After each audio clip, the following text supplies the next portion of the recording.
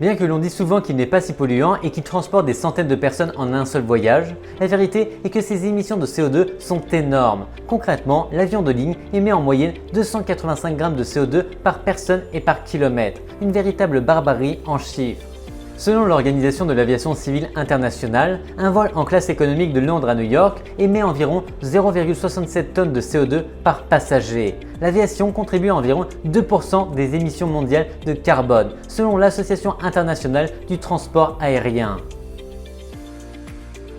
Bien que son énergie ne soit pas totalement propre et qu'il ait des émissions polluantes, le train ne produit qu'environ 14 grammes de CO2 par passager et par kilomètre parcouru. Nous parlons d'environ 20 fois moins que les émissions d'un avion moyen par passager. Un voyage en train de Londres à Madrid émettrait 43 kg de CO2 par passager. En revanche, un avion, ce chiffre serait de 118 kg ou 265 kg si l'on inclut les émissions d'autres que le CO2, selon EcoPassenger.